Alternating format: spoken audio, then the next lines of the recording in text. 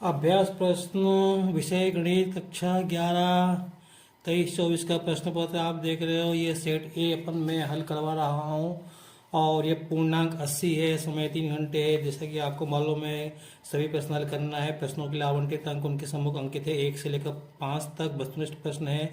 6 से 23 तक प्रत्येक प्रश्न में आंतरिक विकल्प दिया है, मतलब अथवा प्रश्न दिया है। मैं ये आपको हल करवा रहा हूँ, ठीक है। लेकिन इस प्रश्न पत्र को हल करने से पहले आप मेरे एक प्रश्न का उत्तर दें और कमेंट्स करें। प्रश्न है साइन थीटा का अधिकतम मान कितना होता है। इसको आप कमेंट्स करें।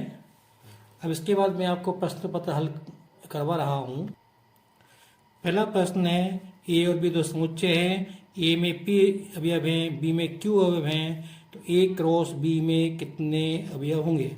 तो देखो ए क्रॉस बी में पी गुणा क्यू अवयव होंगे। तो इसका सही उत्तर क्या है बच्चों, ये है। अगला प्रश्न है समुच्चय 1 2 3 4 5 6 के उप समुच्चयों की संख्या कितनी होगी। तो मैं आपको बताऊँ इसमें 6 अवयव हैं, तो इसके उप समुच्चयों की संख्या होगी कितनी बच्चों, 2 पे घात 6। क्या होगी, 2 पे घात 6। और 2 पे घात 6 का मतलब कितना होता है, 64। तो इसका मतलब है कि इसके 64 उप समुच्चय होंगे।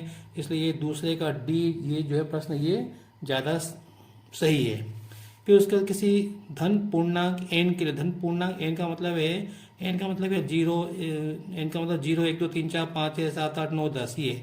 तो limit x s to a, x s to power n minus a raise to power n upon x minus a का मान कितना होगा, तो ये होगा n a raise to power n minus 1। फिर अगला प्रश्न है, ये अपने को दिया है x plus 5 y minus 2 equal to 7 5 तो हमको x माइनस वाई का मान निकालना है। तो हम क्या करेंगे, पहले हमको यहाँ से x का मान निकालना है। पहले इन दोनों को ले लेंगे, इससे हमको x का मान मिल जाएगा। फिर अपन इन दोनों को ले लेंगे तो हमको y का मान मिल जाएगा। तो देखो मैं आपको बताता हूँ क्या करना है इसके अंदर। ये अपने को दिया है, यहाँ पे हम रखेंगे x प्लस 5 बराबर 7 रखेंगे, और यहाँ से y माइनस 2 बराबर 5 लिखेंगे, ठीक है।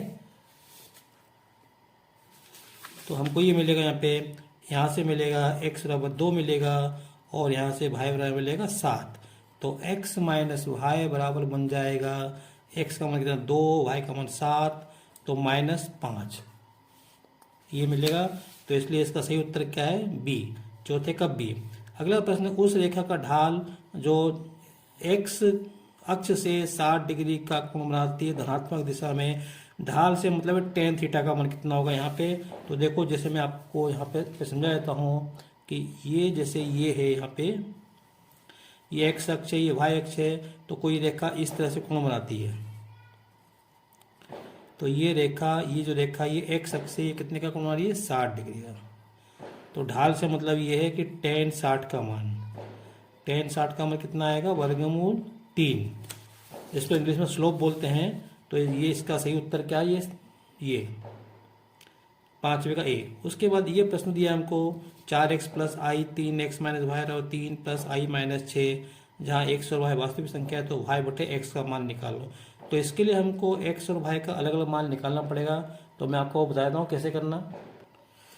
तो इसमें हम क्या करेंगे, वास्तविक भाग को अलग लिखेंगे और काल्पनिक भाग को अलग लिखेंगे। कैसे, देखो 4x बराबर 3 ये वास्तविक भाग है, ये काल्पनिक भाग है i के साथ।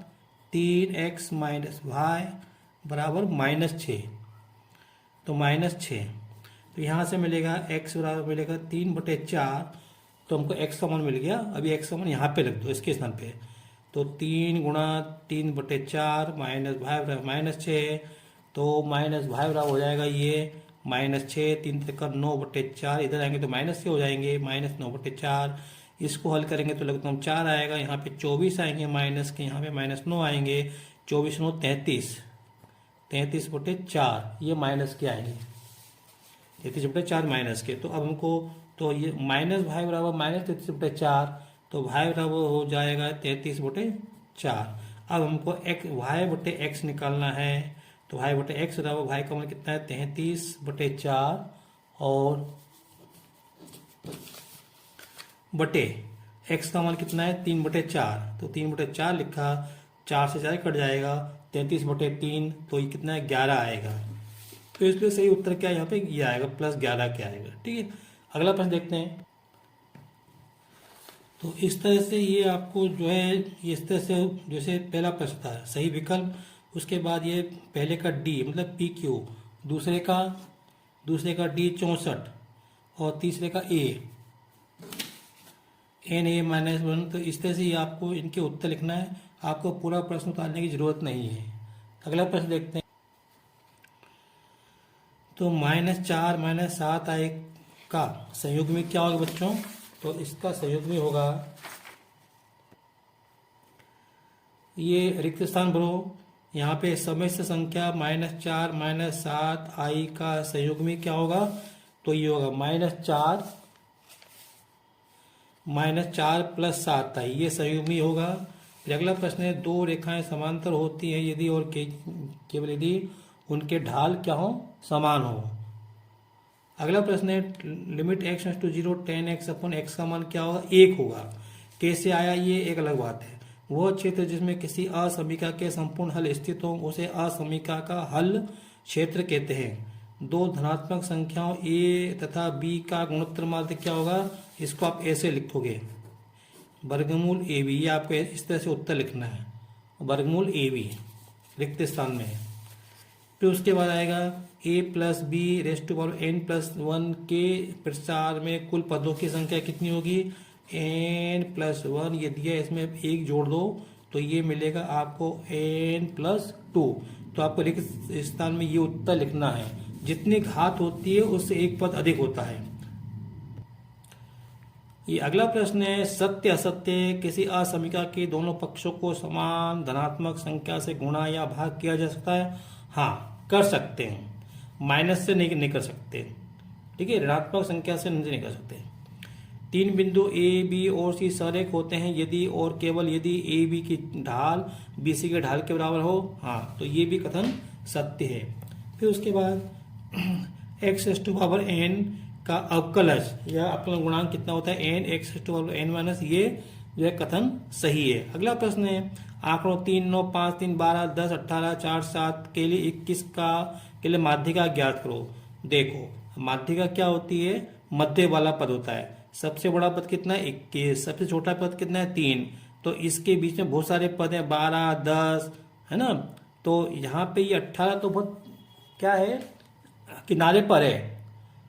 तो इससे पर अंदाज लगा सकते हैं कि ये 18 माध्यिका नहीं हो सकती। एक तरीका ये है कि इसको अपन बढ़ते क्रम में लिखो और उसको n+1/2 का सूत्र लगाओ, उससे मालूम करो। लेकिन बस यहाँ पे अपने को देख रहा है कि 18 तो नहीं हो सकता, ये 5, 3 हो सकते हैं, 5, 3 9 हो सकते हैं। तो इसलिए ये जो है कथन असत्य है। फिर बिंदु 0, 2, 3 ZX तल में स्थित है क्या? बिल्कुल नहीं है। ये जो कथन असत्य है, क्योंकि ZX तल में स्थित होने के लिए y का मान 0 होना चाहिए। तो इसलिए ये जो है कथन असत्य है। फिर a+b⁴n के प्रसार में प्रत्येक पद में a तथा b की घातांकों का योग n होता है। हाँ, होता है, बिल्कुल सही कथन ये। अगला प्रश्न देखते हैं बच्चों, ये जोड़ियां हैं यहाँ पे, a union u intersection a sin 2x cos 2x a × 5 9c9 5p2। यहाँ पे ये देखते हैं तो अपन a यूनियन a क्या होता है बच्चों? u होता है। ठीक है, तो इसका संबंध किससे होगा? e से होगा। फिर u इंटरसेक्शन a क्या होता है? a होता है। इसका संबंध किससे होगा? f से होगा। फिर sin 2x का संबंध किससे होगा? sin 2x का संबंध इससे होगा यहाँ पे। फिर cos 2x का संबंध किससे होगा? इससे होगा। ये याद होना चाहिए हमको। a × 5 इसका संबंध किससे होगा? 5 से होगा। फिर 9c9 का मान कितना होता है? 1 होता है। फिर 5p2 का मान कितना होगा? 20 होगा, क्योंकि 5p2 का मतलब होता है 5 × 4, तो 5 × 20, तो ये होगा। अगला प्रश्न देख, एक शब्द में उत्तर दीजिए। तो इसमें 7 प्रश्न है, एक अंक के 7 प्रश्न हैं। लिमिट x → 6x + 5/x - 3 का मान बताओ। तो मैं आपको बताऊँ इसको अपन कैसे हल करेंगे। हम इसमें क्या करेंगे, x के स्थान पे 6 रख देंगे। 6 कहाँ से आया? देखो ये लिखा है, यहाँ 6 लिखेंगे, यहाँ 6 लिखेंगे, तो ये होगा 6 × 6 + 5/6 - 3। तो 6 × 36, और 5 41 हो जाएंगे, 6 में से 3 गए तो 3, तो इसका मान कितना होगा, इसका मान 41/3, तो इसका मान कितना होगा 41/3। अगला प्रश्न है आई पे घातांक 18 का मान कितना होगा, तो इसको मैं निकाल के बताता हूँ आपको कितना होगा। आई पे घात 18 को हम आई पे घात 16 गुणा आई पे घात वर्ग ऐसा अपन लिख सकते हैं, और आई पे घात 16 को फिर से हम आई पे घात 4 पे घातांक 4 ऐसा अपन लिख सकते हैं, और ये आई वर्ग इसका मान कितना होता है -1 होता है। अब देखो आई पे घात 4 का मान कितना होता है 1 होता है, और 1 पे घात 4 का मान 1 होता है, तो 1 गुणा -1 तो कितना आएगा -1 आएगा बस। तो लेकिन इस प्रश्न को करने के लिए अपन को सीधे मालूम होना चाहिए, ठीक है। तो इसका मान कितना आएगा -1 आएगा। अगला प्रश्न देखते हैं x के किस मान के लिए ये संख्याएं गुणोत्तर श्रेणी में है। इसका मतलब ये है कि इन दोनों का गुणनफल का वर्गमूल इसके बराबर होगा। देखो कैसे करना है, हमको x का मान निकालना है ना, तो हो जाएगा x बराबर वर्गमूल